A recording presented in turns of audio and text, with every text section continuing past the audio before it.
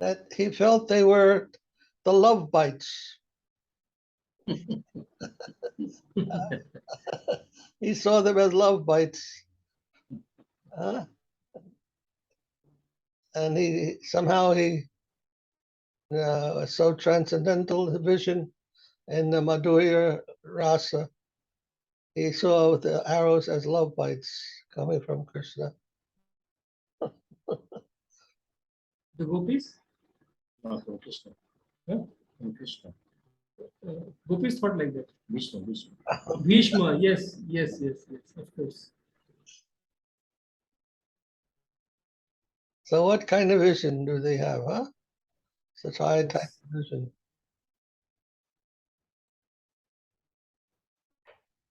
Gopis also, I heard, they said something like that. When the gopis are being criticized by all directions, then they told to Krishna that we are coming to meet you in the dead of the night and we are getting a lot of criticism, but we feel this is like garlands being offered to us. All those criticizing words are like garlands. Flower petals. Yes. And also when somebody approached Mahaprabhu and spoke something improper, like something they spoke, thinking themselves to be very intelligent or whatever, but they spoke something which was not proper. But then when Kaviraj Goswami would examine that, or Swarup Damodar Goswami would examine that, he would find out certain way and say, so Saraswati has intended this meaning through your words. So sometimes they will find good things even in the worst place. So that is also possible.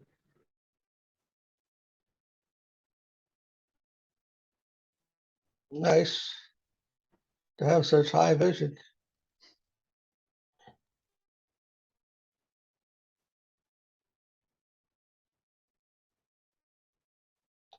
What's that?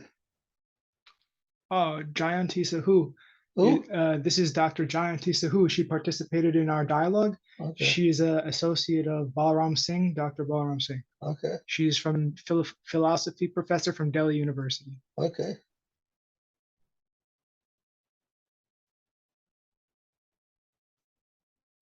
Santa Maharaj brought a very huge cow in the temple. Huge, huh? A big one.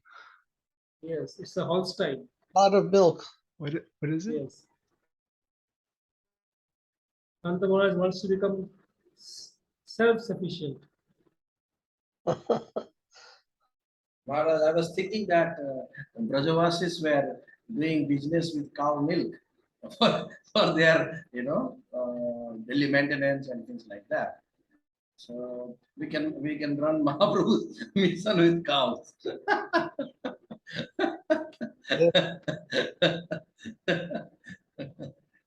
Wonderful, huh? If we keep about 30 cows, then we can make some profit every month. To pay for the temple. Temple and festivals. And when sannyasis come to our temple, we'll give them some more donations like that. We can also make some conferences and other things. Well, Nanda Maharaj used to have hundreds of cows, millions of them. Yes, 9 lakh. 9 lakhs. 9 lakhs. Dr. Jayanti Sahu. Sahu? Sir, namaskar. Namaskar. Dhanyavad. Thank you for joining us. Where are you from? Basically, I'm from Odisha, but I stayed in Delhi for a long time, almost 25 years. Now? Now in Delhi. In Delhi? Yes, New Delhi. Do you know Shanta Maharaj and Muni Maharaj? Yes, sir. You know them? Yes, I know them. You are Ayurvedic doctor? No, I'm a philosophy doctor. My profession is, I'm a teacher and my subject is philosophy. In Delhi University? Delhi University, Janki Devi Memorial College. University of we Bangalore. ever visited your college? Visited Odisha. Oh, Odisha, where? Which college? Yes, Where? I'm from basically my place is Bhadrak, and I studied at Utkal University. I did my MA, post graduation. ଆପଣଙ୍କୁ ମୁଁ ଦେଖିଛି ଇଏରେ ମାନେ ସେମିନାରରେ ICPR ସେମିନାରରେ Oh, ମୁଁ କିନ୍ତୁ ICPR, ଭେଟ ICPR. ICPR ସେମିନାରରେ ଆଉ ଗୋଟେ ଗ୍ରୁପ ଅଛି ସେଇଥିରେ ଆପଣ ଅଛନ୍ତି ଆଉ ସେଟାରେ ବି ମୁଁ ଅଛି Proof. yoga yoga dharma yeah something Oh, like Yoga Dharma. Yes. that group I'm also there. Acha, acha. ତ ମୁଁ ଆପଣଙ୍କୁ ଶୁଣିଛି You ବହୁତ came to Sara that Trivandrum, right? Tiruvananthapuram conference. yes yes yes I was there in Tiruvananthapuram. yes I have listened to you many times. So just by profession I am philosopher, otherwise also Which philosophy you teach? I or actually I did Indian. Right now my passion is Indian, but I did my Ph.D on continental philosophy, Sartre and Marx. So I teach Vedant, I teach Buddhism, and I teach many things. But my interest is Vedant and Buddhism, Advait Vedant and Buddhism, and also Bhakti Vedant. But I keep interest in Indian traditions.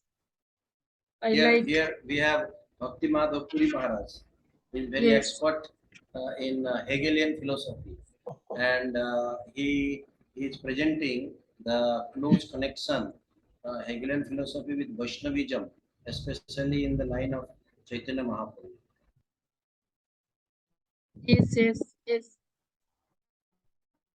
Yes. He has a website, gwfhegel.org. Have you ever visited that? No. But I'll do that whenever I'll have chance. But I listen to many people so that we can develop our ideas. जैसे हम सीखना चाहते हैं. So that is what my understanding of philosophy, that life is a learning, so we should take positive things in life.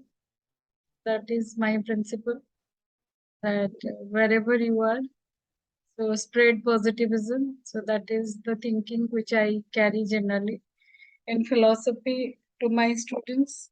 Also I teach spiritualism, which I understand basically. So that's what about myself. I can say that with little knowledge I love Indian philosophy, like Upanishad. Basically I love Upanishad, Vedant. I love Western traditions, Hegel and Sartre, all continental traditions. Though thinking process are different, but it bringing some kind of problems into life, and the resolve that problems you can go to Vedant and Bhakti Vedant. The continental tradition may be looking for a solution which they don't have. So I hope Bhakti Vedant and Advait also will provide a platform to get rid of human stress and anxiety. That way, so I understand both Western and Indian traditions and philosophy. So far as philosophical thoughts are concerned, I am very, both traditions are very great.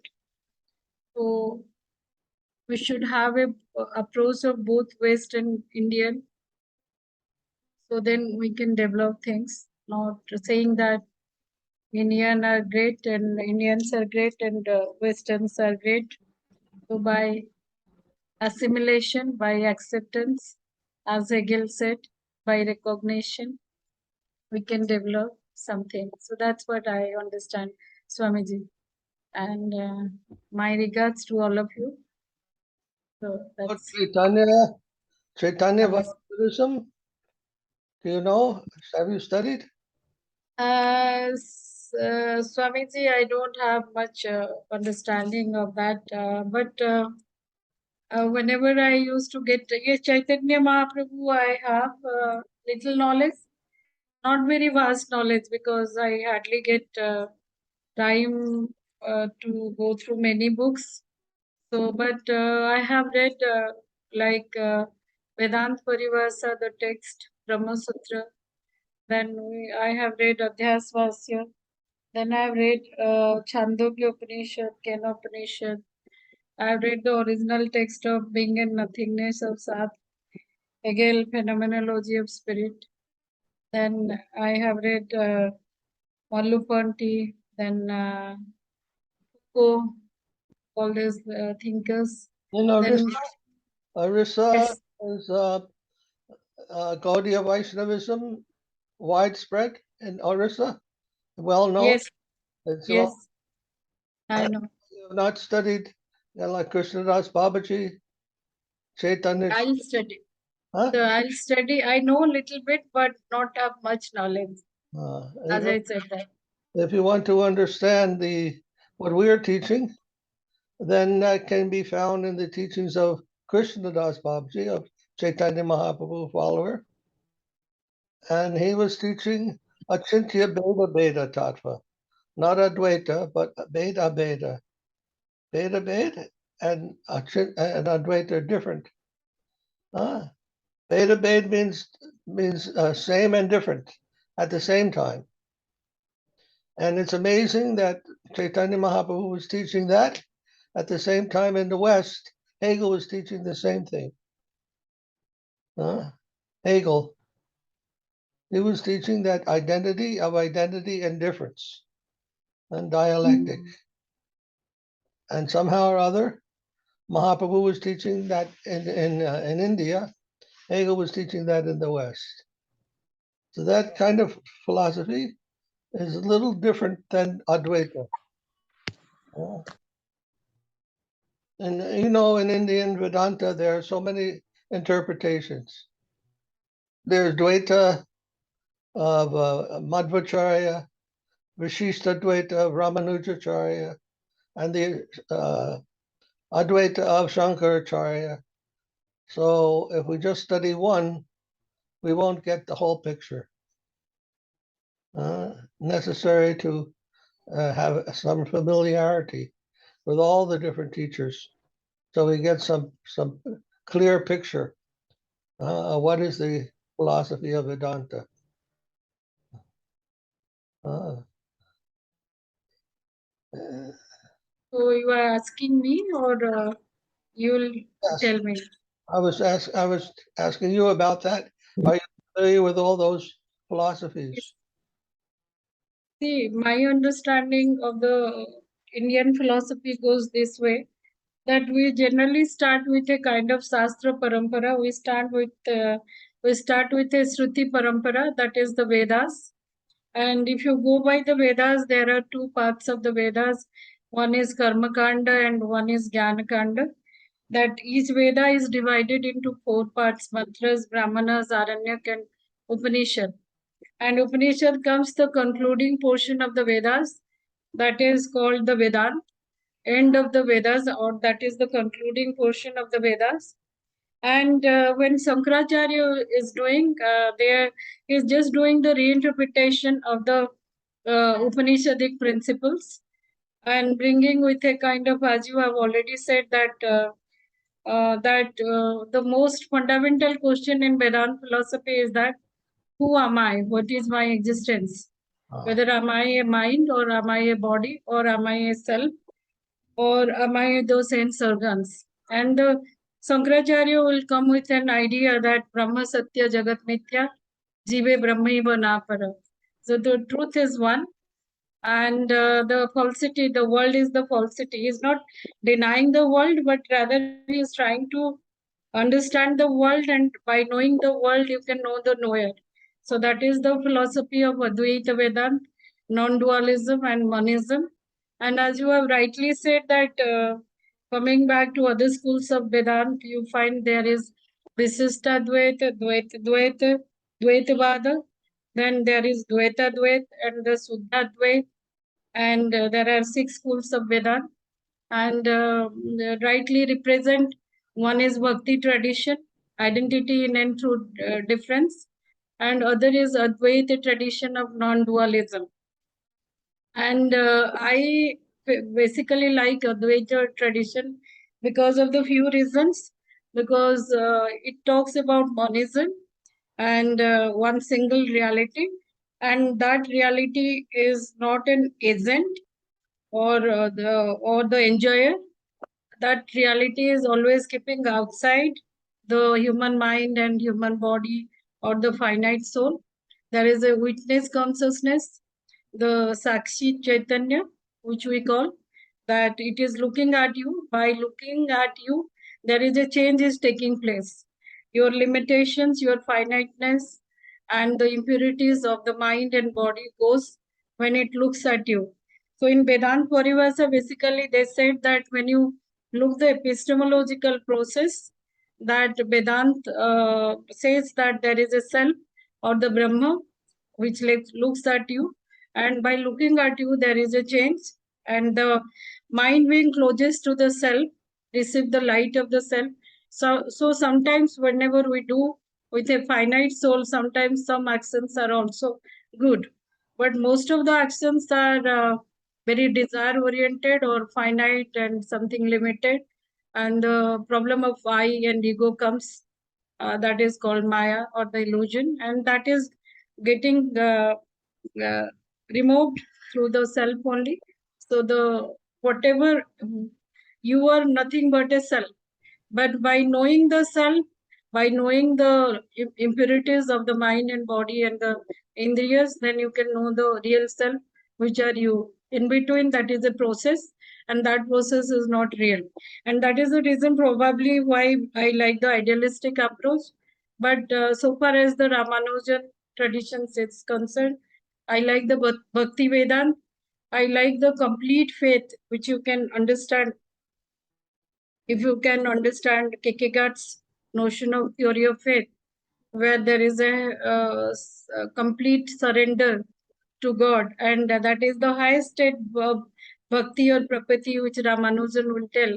And that is difficult to get that state, because if you see the empirical world, people are conditionality are there, limitations are there. Though we say that we pray God, but hardly we can reach to the level of that state, that transcendental state where there is no desire, there is no ego, there is no Maya or illusion, and there is no greediness. So, but that state always, when someone like Ramakrishna Paramahansa, if you can say, Ramanuj and Madhavacharya, or maybe Chaitanya Mahaprabhu, or they can understand that state of transcendental consciousness. And to getting that state is a very difficult, but that is, once you get that, and then you cannot, you can detach yourself from the empirical world. That is how I understand. I have a complete devotion to both the traditions, but as I said, realistic tradition, there is a problem of understanding the purity of the self, because then you have to undergo through a process of bhakti. But then if you say self is pure, and then again you said that that self is exist within the mind and body and the indriyas, then it is very difficult to establish the purity of the self. And that's why I like the Advaita tradition, but I have a respect to all traditions, as I said that. So that's my understanding, Swamiji. Mahaprabhu has given the understanding that beyond the Advaita conception, there's another stage, transcendental to that.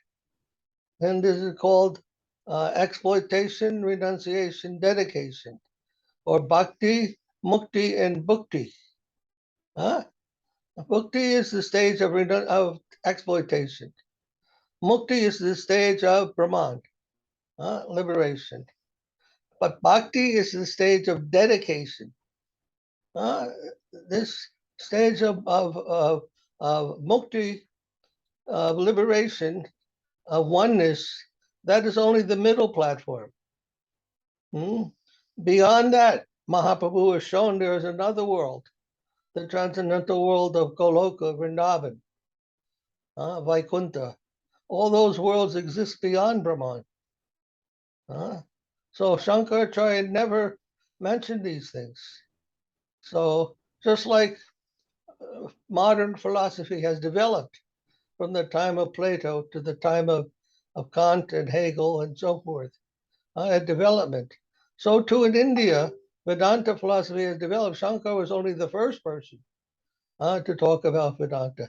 But since then, more development has come from Ramanuja, from Madhvacharya, and from Chaitanya Mahaprabhu. And that more developed concept of Vedanta is what is being presented in the Bhakti Vedanta tradition.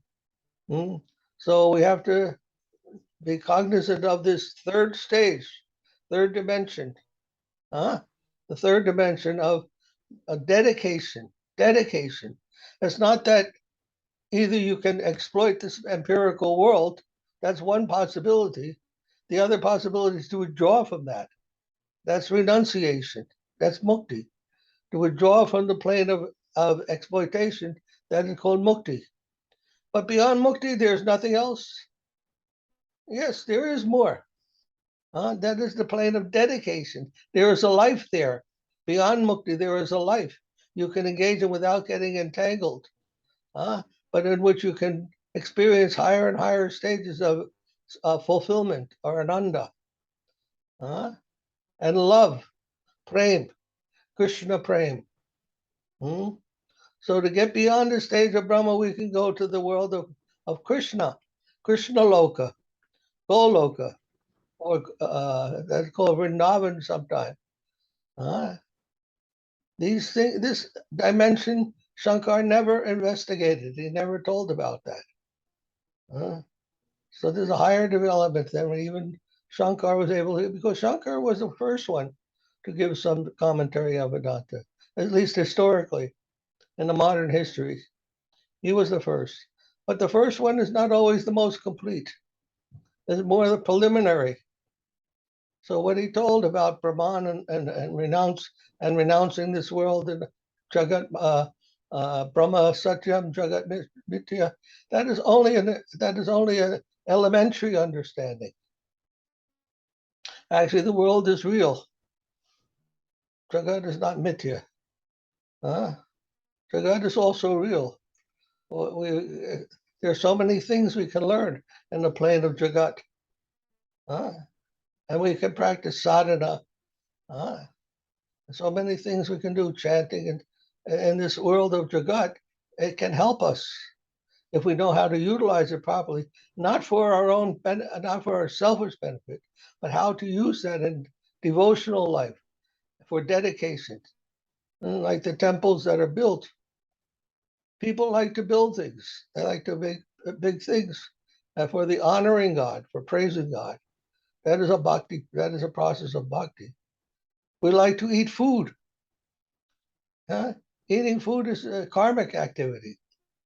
Jivo jiva sajivanam. Every living entity requires another living entity for his food. It's a killing process. Certainly it's a karmic process. But if you take that food and instead of just eating it, you offer that to Krishna, it becomes prasad. It becomes prasadam. Jagannath there distributing so much prasadam. That prasada is not karma. You don't get karma from that because it's not being taken for your own enjoyment. It's being offered to Krishna for his enjoyment. That's called bhakti. So you can take the things of this world and use them for Krishna. So it's not false. It's a real world. This world also is part of Krishna's energy. That's called Bahiranga Shakti. That energy which takes you outside of yourself. Bahiranga. But there's also Antaranga, an inner energy that takes you toward Krishna. And there's a middle energy also, that kind of renunciation that you call Tatashta Shakti. So there's Bahiranga, Tatastha, and Antaranga. All these different energies are there. But if we just take up to the renunciation stage, then we don't get as the highest we can go. They're not the highest thing. Therefore, if we want the highest thing, we have to try to understand what was Mahaprabhu teaching, Chaitanya teaching, that was beyond what Shankaracharya was teaching. And that's what we want to, what we're trying to learn, and we're trying to teach that also. Yes, I agree with Swamiji. I completely agree with you Okay. that there is a lot more like there in the Bhakti traditions also. Like I agree that we can have a higher state of realization, which is not there in the Advait, but we can have a mixed approach also, like taking one aspect of the self theory of Advait and other aspect of the Bhakti Vedanta, and can have mixed these two. And that is what Ramanus is in fact doing. We call that That- Yukta Vairagya. Yukta Vairagya. You know Yukta Vairagya? Vairagya, at the same time, you're giving up what is mundane, and at the same time taking what is higher, the spiritual, the transcendental. Yukta Vairagya. You can practice both simultaneously. Just like I was talking about prasadam. Vairagya means to give up eating fancy foods for your own selfish enjoyment, eating cow and meat and all these things. You don't have to do that. You can give that up. But at the same time, you're not to become nothing. You are a living entity, Jivatma. He has so many things to do, that Jivatma. He is the source of all activity, actually. In this material world, it will not move. Matter doesn't move without the Jiva. It's the Jiva who causes action. So what will the Jiva do? He can't just renounce. That's Vairagya. He can't just be a Vairagi. He has to also have something higher, a higher taste. Is there something higher he can do? Yes. He can engage in sacrifice, service, devotion, dedication, worship, love. That is the real function of the Jiva, to love, not to be loveless. Jiva will never be satisfied without love. You cannot. Maybe some temporary satisfaction. Excuse me.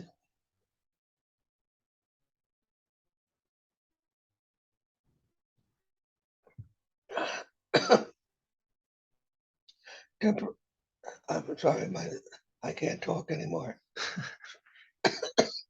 Pradhanji has a question. Yes. Pradhanji, did you have a question? Hey, you're muted, Pradhan.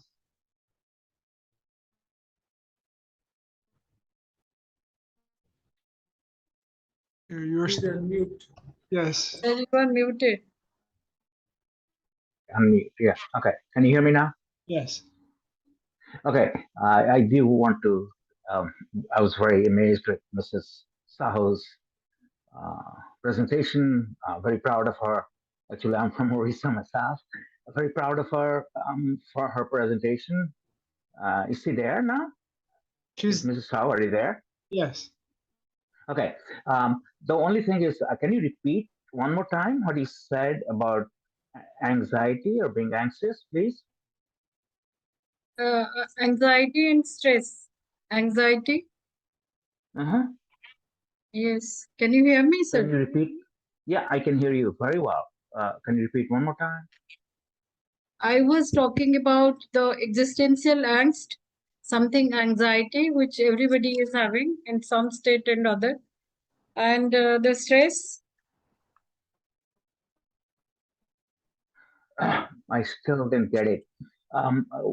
Can you Pradhanji, simplify the word anxiety a little bit more? she's acknowledging, she was just acknowledging that anxiety and stress exist within people, And she's saying, hopefully, by engaging in these practices of Vedanta, that will be how people can leave that anxiety by engaging in this Vedanta practice. That's the only thing. Great. Understood. And again, my question to Mr. Sahu, with all due respect, anxiety is something very biological, and sometimes it can arise from birth. It's I mean, how do you? I mean, you don't have to answer me right now. I'm very curious how the Vedic thing falls into play. Biological sciences, psychology, it has been researching it every day. It can happen from birth. It can happen in the mother's stomach itself when the baby is in the womb. So there's a variety of reasons. Anxiety can happen from birth. So if you can get back to me on that one, I would really, really appreciate that. I mean, you don't have to, but I'm a student of that kind of field too. Not, so if you can get back to me, I would really, really appreciate that. Your presentation was very great, Mr. Sahu. I'm very proud of you. Okay, thank you for all you have done and all you've read. Yeah. See, what I understood, do you want me to say or Swamiji to respond? You can say it now, but I think, like as I said, anxiety can happen from birth, can happen before the baby is born. Yes, I agree completely. I'm not. Yes, I agree completely, because if you go by Cartesian Descartes' notion of innate ideas, or what the rationalist and scientists are saying, they're saying anxiety can be also at mother's womb. It can be so, because innate, inborn qualities of the man. But then, because what exactly we are looking for, because that is a one state of mental, physical properties of mind. But if it is there, then you no more can do anything productive, because if you are always in a state of anxiety, so I still have a doubt that whether whatever you want to achieve, and you can do that. So that is the reason why you have to eliminate that state, and that state elimination of anxiety will not possible in 1 day or 2 days. It probably not possible even one life also. And but there is a continuous practice you can do that through either Vedanta or through any kind of spiritualism which you believe. So if you do a practice, some level of anxiety you can remove, and you can have a happy state of mind, mental state, because ultimately what we are looking for is our own existence and own happiness. Whatever lecture we can give, but if we are not happy, we are not healthy, and all things are interrelated, as Vedanta also say, Annamaya Kos, Pranamaya Kos, Vigyanmaya Kos. So whole things are interrelated. So even if it is a inborn qualities of the man, or it is there, but we can remove that, because that is how the spiritualism is all about.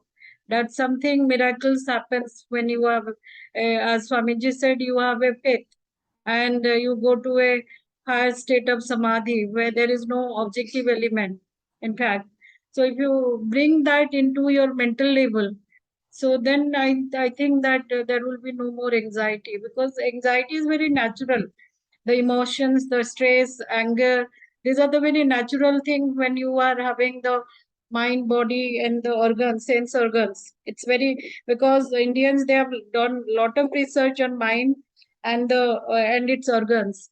And probably Kashmir Cyber, the best is that Sankhya and Yoga, and then also you have Saivism, bringing the 36 elements within the human being. Then also they talk about Siva Tattva, that higher devotion, and which Swamiji said that.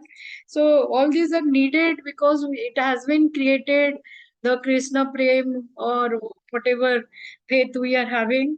So that Prem has to be created in order to remove the limitations of our mind, because that way we can manage or bring happiness to our life. And unless and until we bring happiness to our life, we cannot spread in to others. Okay, that's why in Indian tradition, basically I've seen the method of subjectivism, the practice of inwardness, passion, commitment, responsibility, to a particular religion, particular God is very important, rather than just simply saying that the practice of objectivism is something which is needed. In fact, if Dr. the faith Jasdeep, is not, can yes, I say a few words? yes, Swami, please. I want to say that this anxiety in the mother's womb, it is coming because of certain reactions of our past karmas that are accumulated. So that is that anxiety experience, as philosophers also tried in the West to minimize the pain and enhance the pleasure. That type of approach, hedonic approach, but that is not the approach that Vedanta is prescribing. See, what is the first thing is that any problem we have to address from the point of view of our identity, what purpose we exist, we not exist for our own self, we exist for some higher self. So that purpose is not addressed in Advaita Vedanta, because there is the purpose is not addressed because the multiplicity is a problem there. So what we want to, what I can say, emphasize that the modern, what I can say, the materialistic philosophical approach, or even the Advaita Vedanta, it misses the essence of the Vedic teaching or the wisdom of great philosophical thinkers also. So the anxiety can be also favorable. Like for example, mother may take anxiety for good of child. It's not that mother is not getting anxiety, or mother is always concerned about child. So the mother cannot say that, oh, I don't want to have child, or child's existence is not necessary. Then the motherhood itself is under some threat. So the what you can say, our pain, pleasure, all those things, what for it is existing. If we are existing for some higher self and his purpose is involved there, then we have to understand how to what you can say, direct our all activities for that our identity or connection with that higher self, how to fulfill our very existential purpose, constitutional position.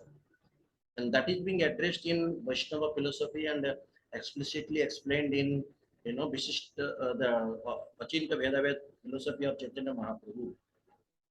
So the Hegelian philosophy also that the Maharaja is presenting, or other great thinkers, they have also grasped to a certain extent this necessity of a entity's very existential purpose.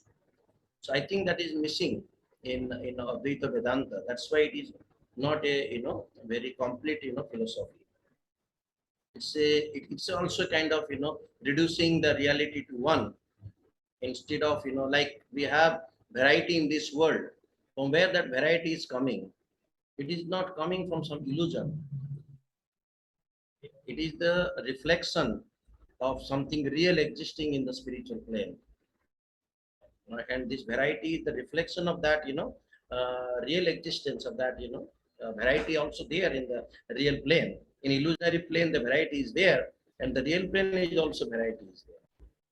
So this how to trace back its true identity and purpose, and how to establish in that true self.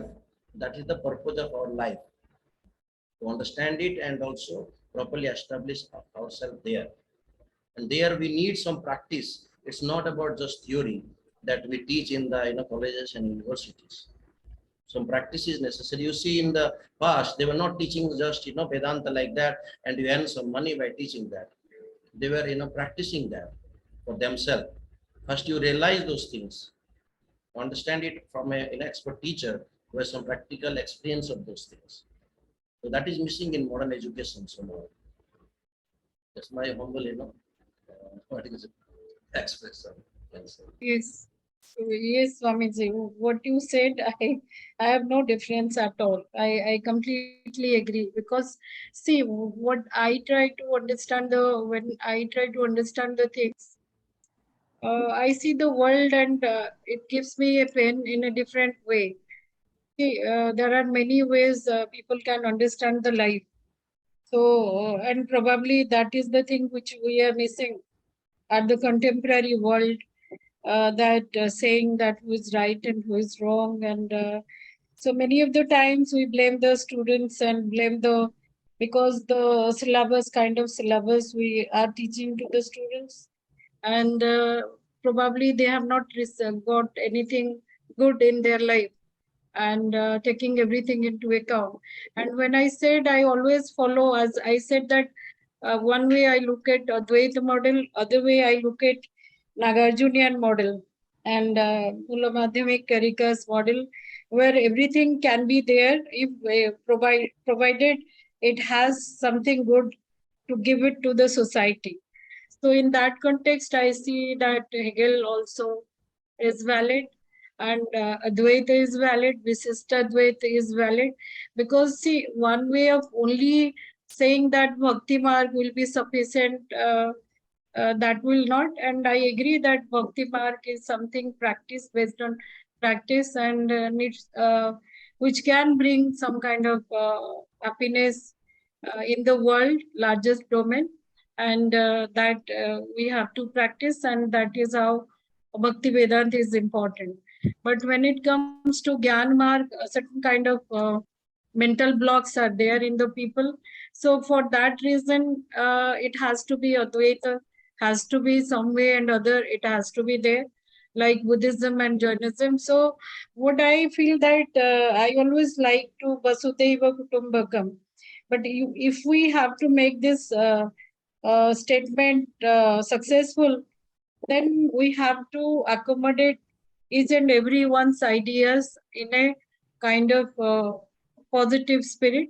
Yes, there are loopholes are there, as you said, that Advaita, by bringing Maya, may not have able to establish their position, but they have never rejected the God. Shankaracharya has, in fact, looking for the God to establish the Brahma. And he has said that Maya is the power of Brahma.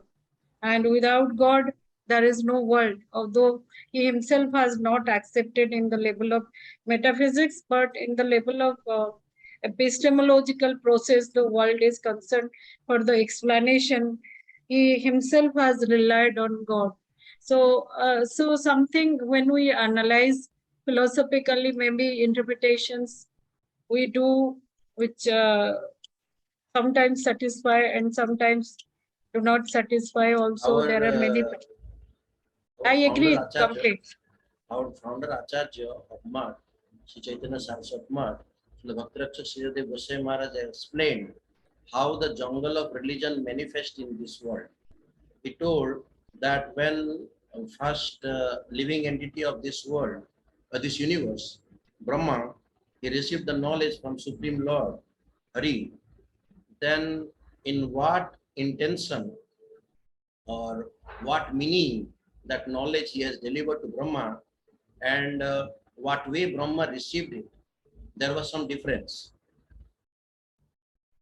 As you know, that one teacher is teaching the same thing to all his students, but all are receiving in different way.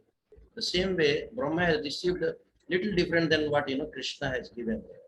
And then when that knowledge is given to some of his more disciples, again some difference arise, and then they distributed that to his their students, and more difference arise like that. And in this way, he has explained the jungle of religion as manifest in this world. So time and again, that's why Lord says, Yada Yada Hi Dharmasya. The Lord has to come to re-establish what is the real purpose of religion. Because sometimes some misconception that is necessary also, that has a role, as you told, that is a role, like Srila Maharaj told, those all varieties of the religious conception, they have a role to play. Because what happens, all the living entities, they are not on the same level of consciousness. So we cannot give the higher, level of understanding to the lower conscious people. Not possible certain, circumstances. That's why those engagements are necessary. It's the intermediate, engagements are necessary. But in the mid of that, jungle of religion, we should not forget the essence of religion. What is religion? Religion means the essential nature of the thing. So what is the essential nature of soul? Dharma. What is the nature? Like fire has the nature of burning, Water flows from higher potential to lower, higher to lower it flows. Same way, what is the nature of soul? The constitutional nature. If dharma is not teaching that, Jaiva dharma, it is not teaching, then actually it is missing the, the most essential part and is going in other directions, some other, places. So those who are intelligent, they have to at least, those who have understanding capacity, they have to at least appreciate the higher concepts. I agree, fully agree, Swamiji. What you said, I received, I got it. And I agree, there is no doubt. I'm just not questioning that aspect, what you are saying. Okay, absolutely agree with that. And it has a larger role to play. But it's very difficult to introduce within the level of the young generation who doesn't have any idea of, as you said, there are jungles of religion, and which one they will accept and which one they will not. Sukadev's Goswami, he was quite young. He was he taken birth when he was, I think, 16 years, right? 16 years of age, and he was having this Mayavad, this Brahma attraction towards Brahma. But in that young age, Vyasadeva, who has given all the literature, all authority, even Shankaracharya and all, they respect Vedavyas authority. And Vedavyas, he has devised a methodology to bring him back to the proper, conception. And he taught Srimad Bhagavatam to his disciples. Sukadeva was the son of Vedavyas. And he told them to discuss that in the forest where Sukadeva was living, a renounced life. And then when Sukadeva heard about the glories of the Lord and his devotees, his form, his pastime, all these things, he got very much attracted and gave up that dry knowledge of Brahma. He was absorbed in that, Brahma, Tattva, the Brahma Gyan. But then he got attracted to the Bhagavan aspect, Brahmeti Paramatmeti Bhagavan. And he came. It's not about age, because age only talks about body. Soul has no such, age barriers. Soul is, ancient.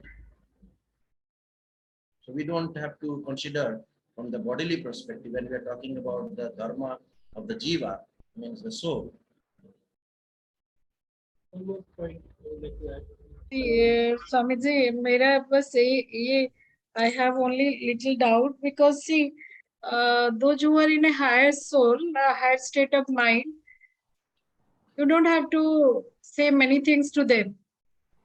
As you said that, I understand the problems, because there is no problem at all. Those people who are intelligent and enough to understand the higher consciousness, there is absolutely no problem.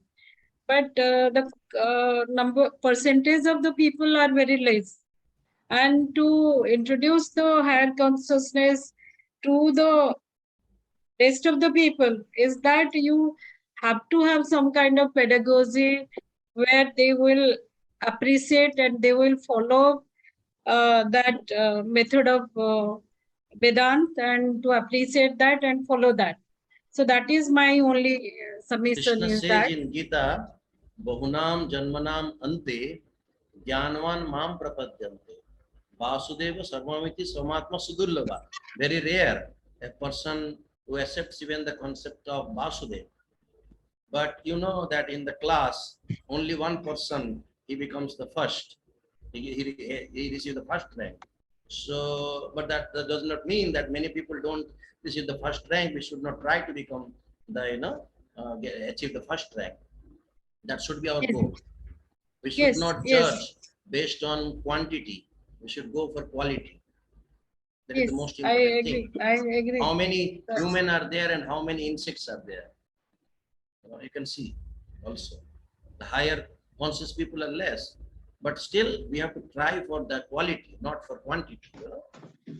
That's what I said, Swamiji. Okay, there is a rigorous, because it's not a kind of, whether you call it Bhakti Vedant or a life experience. When you we talk about the phenomenology of life experience, there you have to bring some kind of methods, rigorous practice, as you have already said, that inwardness, passion, and you have to teach them. And that is, you don't actually, in teaching also, unless and until they themselves have the interest, they cannot achieve that. But somewhere, you have to draw the line. And You know about Shraddha? You heard about Shraddha? The word yes, Shraddha? yes, Shraddha is the condensed form of faith. yes. So, how the Shraddha comes, do you know?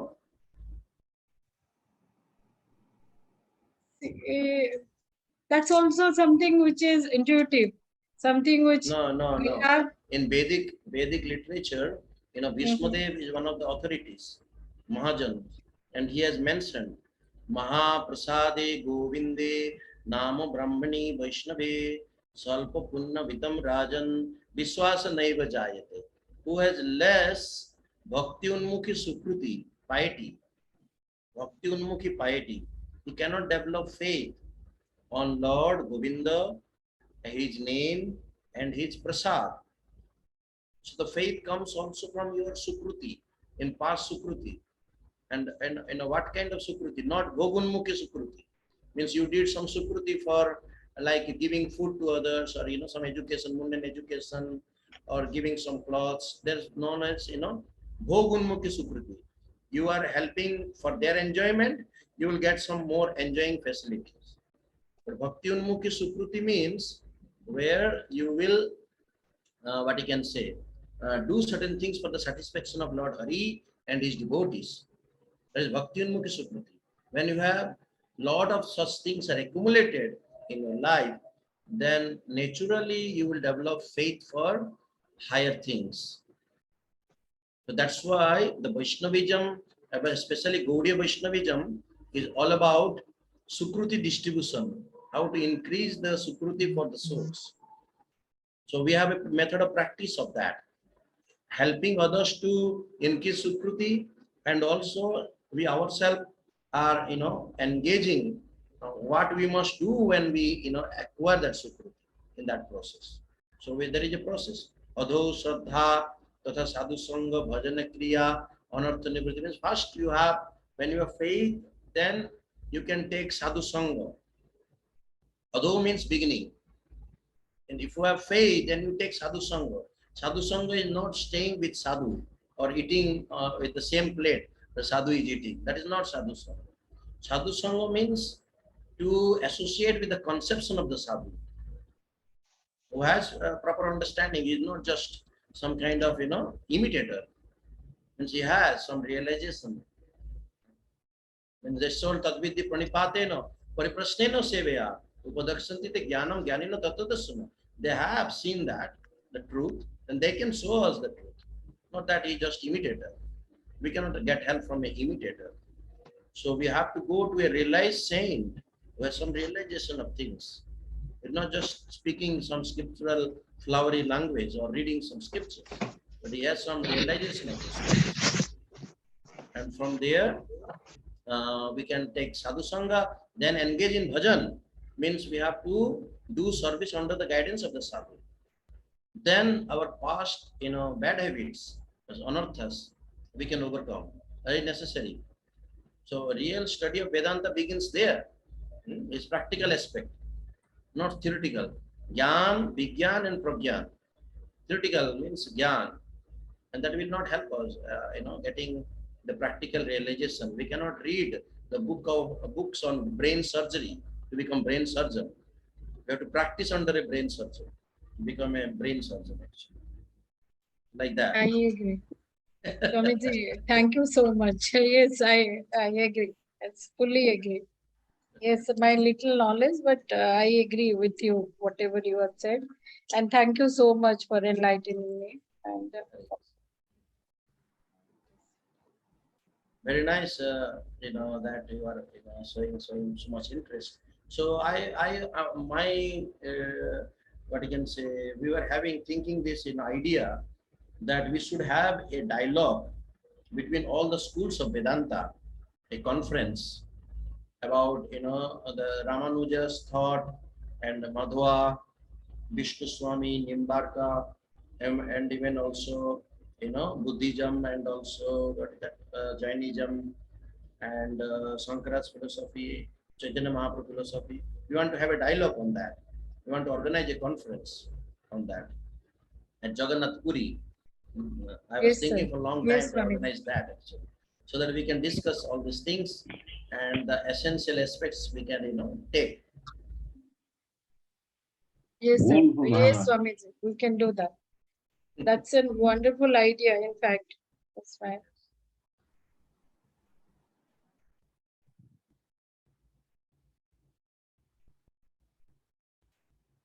Krishna Keshav Prabhu, your sound is not coming. Anvat, Maharaj. Uh, When will you be going to Orisha for your next preaching tour there? Oh, Odisha, I've not yet fixed the plan, but maybe sometime in November, maybe. Maybe in November. So, Dr. Sahu, you were mentioning that you are from Orisha. I'm not sure if you would like to help Srila Shanta Maharaj arrange some speaking in Orisha. He Yes, has places already, but yes.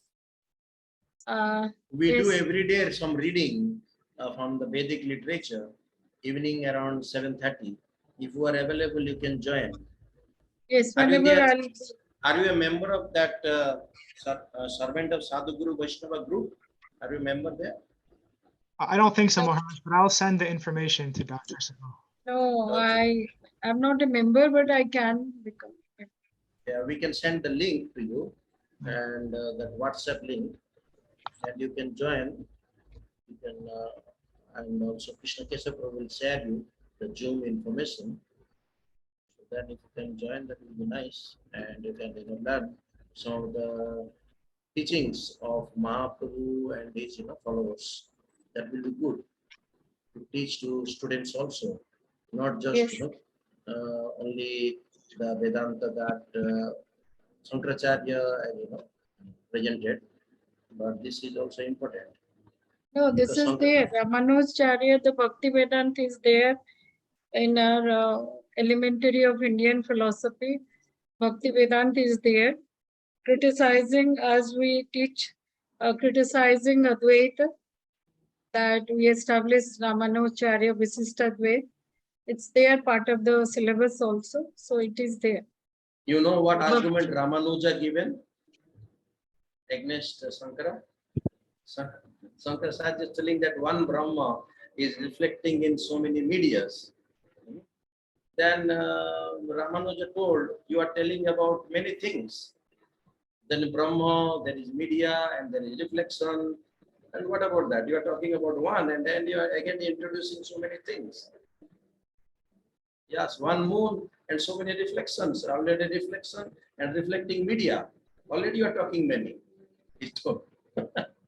Yes, 7 criticisms he has given.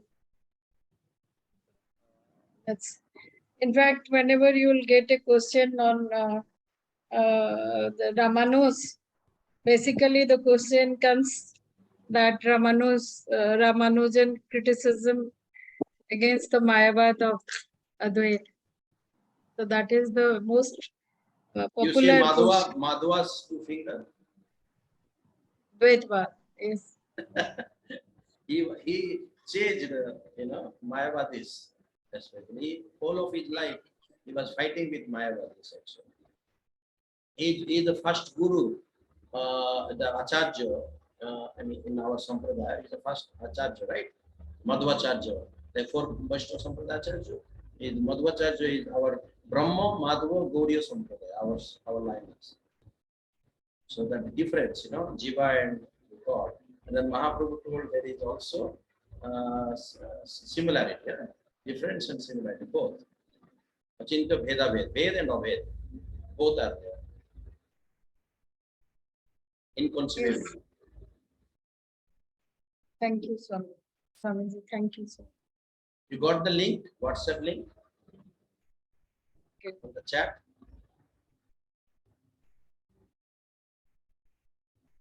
You can save that because Zoom, when it closes, you will not have that link. And you can click that and in your phone and you can join the WhatsApp group.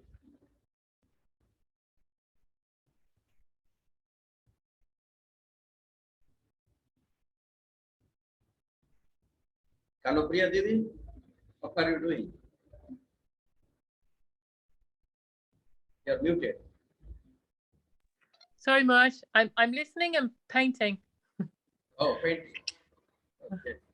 You have seen our new cow? Yes, beautiful. Beautiful. It's nice to think you're going to get more cows. It's lovely, cows? lovely idea. More cows? Let's see if Krishna wants. Yeah. Now, how many cows, Maharaj? How many cows you have? We have like 13, 14 cows. Lovely.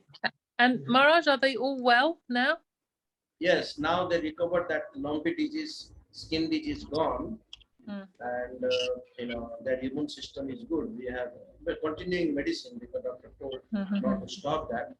And many people's cows died, but our cow not happened anything, even though they got infected. Some Krishna's protection. Yes. Lovely. Nice. This cow is such a nice cow. Automatically, the milk is falling from the breast. Really? Yeah, automatically. She's producing lots of milk because some cows Yes. produce a lot of milk. It is giving like 70 to 80 liters milk. And her name? Huh? Her name? In a day.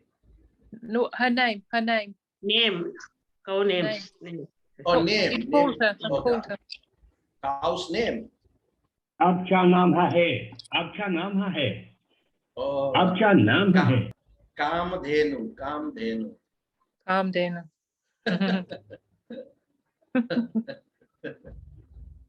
Wish fulfilling cow. Wish fulfilling cow. Wish fulfilling cow. So We want to have more Kamdhenu cows.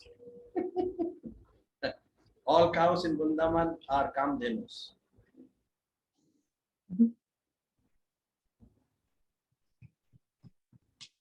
lovely. This is, one breed of cows. They call it, that is known as Holstein, right? Holstein. You heard the name?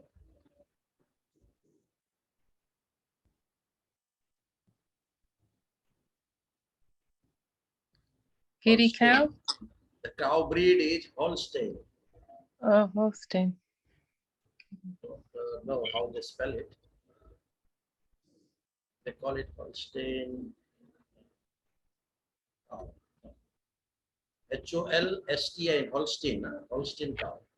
Holstein.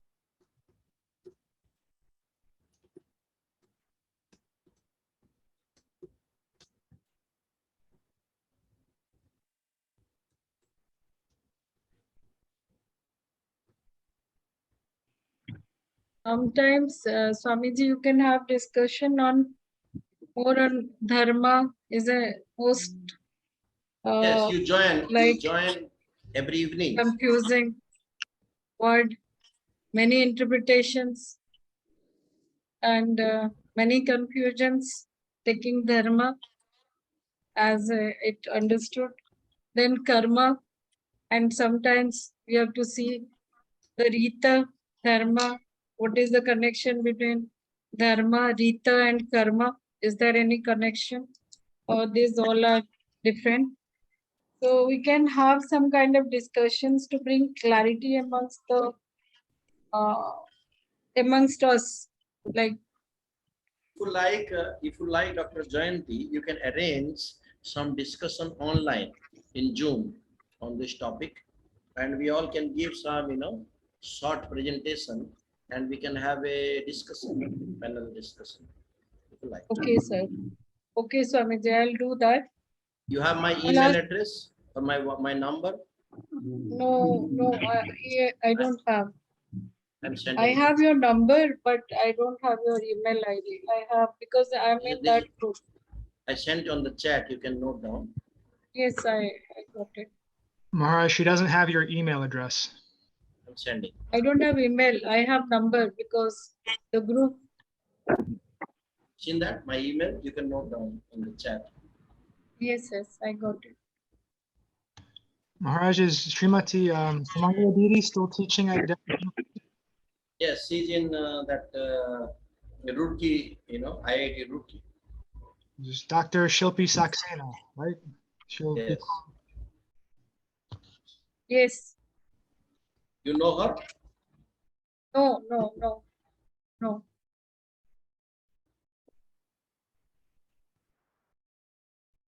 What happened to Maharaj? He felt a little late, right? Maharaj. Yes. Left, right. Yes. Yes. So I think it is also getting late here. Okay. So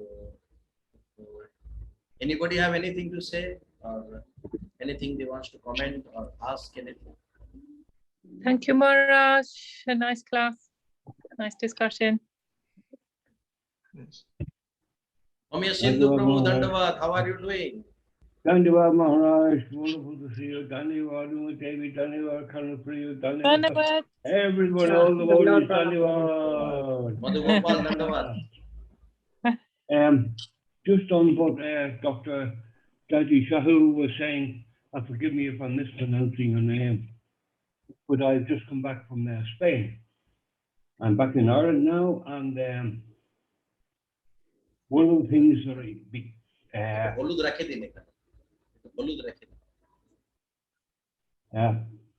one of the things that I had opportunity to discuss was that diversification of understanding of those various notions which you've all brought up. Doctor, most wonderful, and I've been in the most peculiar of, how should I say, major karma places of just crazy stuff. But it led me into a veterinary surgeon, depot up into the zoo area.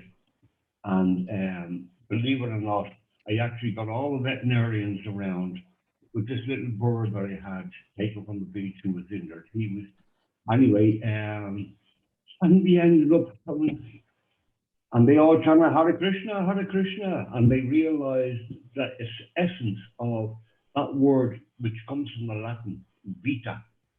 Vita in Latin means life. And the vita, the life propensity in a damaged animal that had reached into the heart, and they had compassion to try and do something for this particular bird. However, I already spent nearly an hour with this broken bird in my sun hat and put my Hare Krishna staff around me, trying to go to various veterinaries, and they had, no. Bird flu. We don't want to know. Go away. And sometimes I got the same reaction. You chant Hare Krishna. Go away. This is about drinking. This is about smoking. This is about, go away. No Hare Krishna here. Hare Krishna, Hare Krishna, Hare Ram, Rama, Hare. And I said, no, this is glorious opportunity. And it happens that some people came away from where they were doing things and said, tell me about this. Oh, how wonderful. Up opportunity come all the time, no matter where the circumstances, no matter where you are. But then you will find people who will have thoughts about it, and only just one jiva with little interest, just to take opportunities to speak and try and understand a little more. Oh, what a golden opportunity the Lord gives us from time to time. Not that I am anyone, because I know nothing other than what my Guru gives me, and under the instruction that my Guru Dev has given me. And I try my best to be representative of the things that Guru has taught me. Jai Shri Guru Dev, Hare Krishna. And what? Dhanyavad to all devotees. Hare Krishna. One thing just I would like to say here is that sometimes faith works like a miracle. जो श्रद्धा स्वामी जी आप बात कर रहे हो और faith विश्वास, and it is really like it sometimes whatever you want to achieve in life, if you have faith, then you can achieve it. That's a kind of like Bhakti Vedant, or you can say Krishna Prem. Like, I agree that there everything fails. There is no logic, there is no ethics. What's there? When you go for a faith, simply faith, and you can achieve everything. Okay, and We are- prasad. So that is, I like the idea, Swami. We are And- finite. We are finite. Krishna is infinite. Yes. And finite cannot grasp infinite. So only we can have that trust in what infinite is offering to us. Because only infinite can reveal itself to us, not by our own ability. If we can understand that, there is no difficulty in cultivating the faith. We can understand that much. That we are finite, our ability will not help us to know, what is infinite. But infinite, he can reveal himself to us. So then we have to follow his process, giving up our own limited capacity.